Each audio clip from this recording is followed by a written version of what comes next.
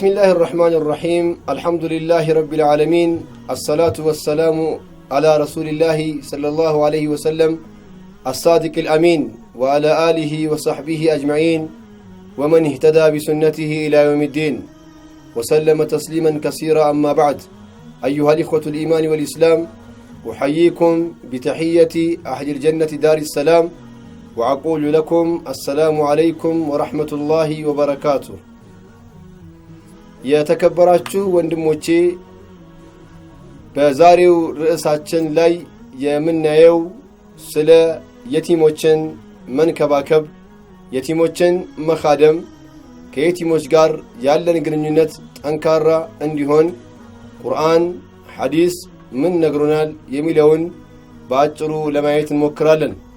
አላህ Subhanahu Wa Ta'ala የቲም የሆነን ሰው በመጀመሪያ ደረጃ የቲም ማለት ምን ማለት ነው የሚለውን እናያለን።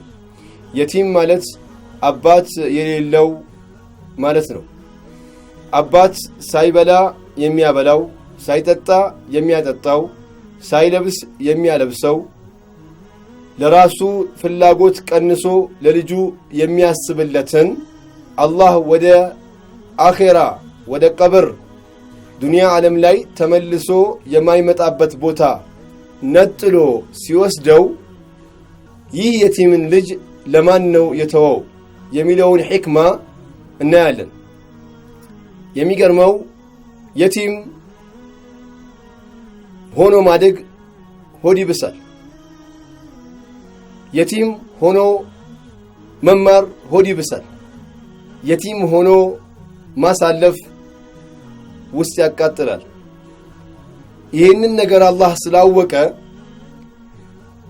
ቅድም ሳይበላ የሚያበላው፣ ሳይጠጣ የሚያጠጣው፣ ሳይለብስ የሚያለብሰውን አባቱን ዞር ሲያደርግ ሐቁ በአንድ አባት ላይ የነበረውን ሐቅ ማንን ተክቶልስ ነው አላህ ዞር ያደረገው ከተባለ ቁርአን ስንከፍት ምን ይላል? يسألونك عن اليتامى قل لهم خير ስለ የቲሞች ይጠይቁሃል ለነሱ መልካም ሆናቸው ብሎ አላህ ለመላው ለዓለም ህዝብ ለወላጅ ያጡ ሰዎች ግዴታ አለበት። የዓለም ህዝብ አጠቃላይ ግዴታውን አላህ አስቀምጧል።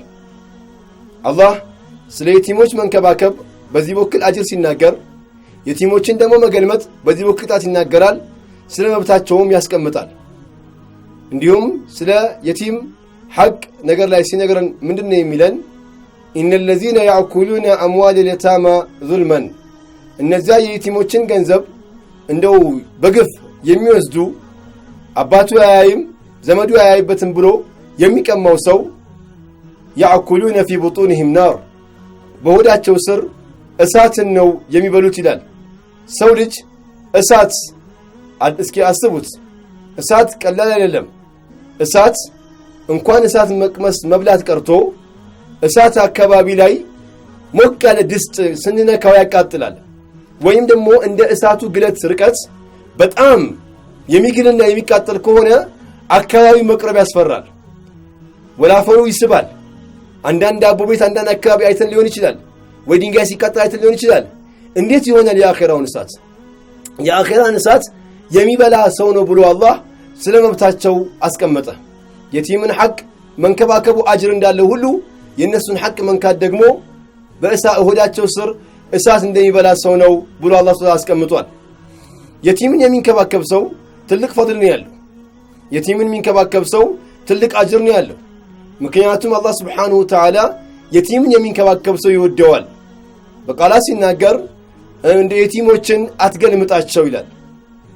እንደ የቲሞችን እንዳትገለምጣቸው ለየቲሞች በደም መልካም ዋሉላቸው ብሎ ሲናገር ነብዩ መሐመድ ሰለላሁ ዐለይሂ ወሰለም የቲም ሆነው ስላደጉ በየቲም ላይ ስላሳለፉ የየቲምን ህይወት ስላወቁት የየቲም ነገር በጣም አንገብጋቢ ስለሆነ ምን አሉ? አነ ወካፊሉ اليتيم كهاتين في الجنة እኔና የቲምን የሚንከባከብ ሰው ጀነት ላይ ጎረቤት ነን ብለው እጃቸውን አመላከቱ። የጣትና የጣት አይለይም።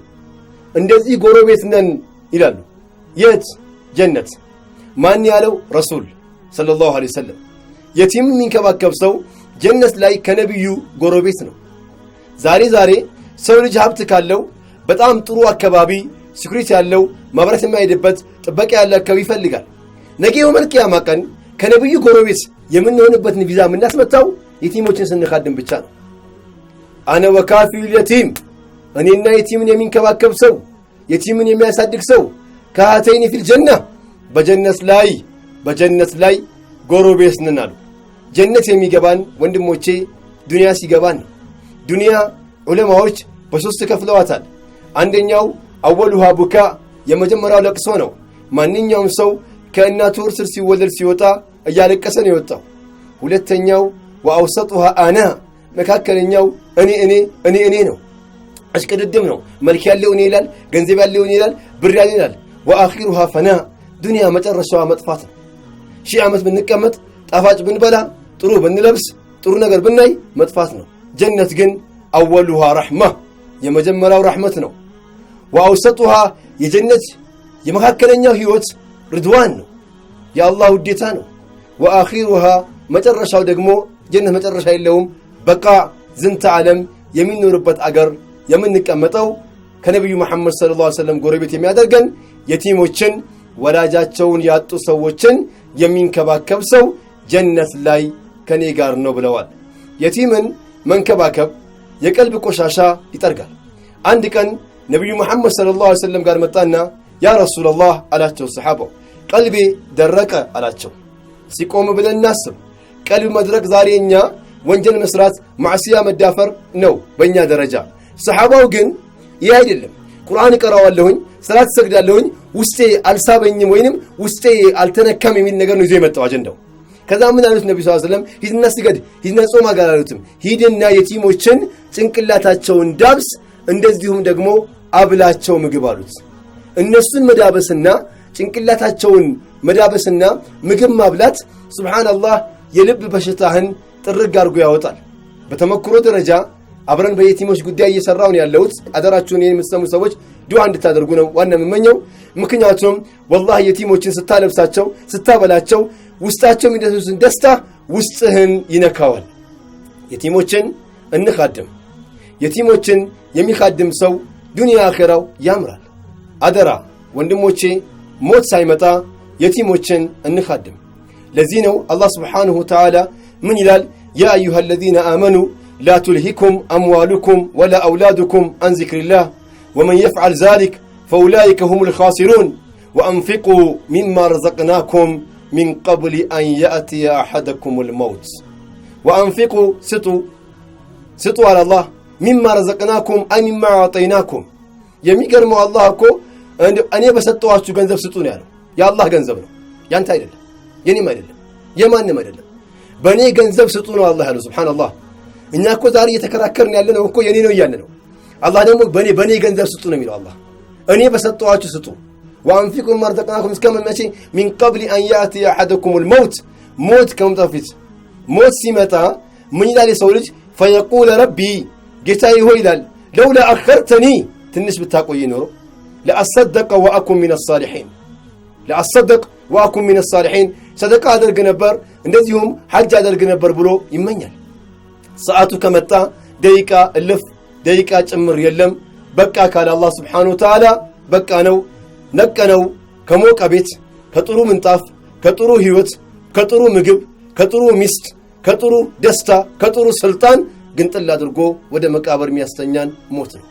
ሞት ከመምጣቱ በፊት መልካም ስራ እንስራ፣ ለአይታሞች እንርዳ፣ ችግረኞችን እንጠግናቸው፣ አብሽሩ አይዟችሁ እንበል። ወንድሙን የረዳ ሰው ወንድሙን በረዳ ቁጥር አላህ ስብሓነሁ ወተዓላ ከሱ ጋር አይነጠልም። ምክንያቱም የመጨረሻ የምናገረው ነገ የቂያማ ቀን አላህ ክስ ያቀርባል።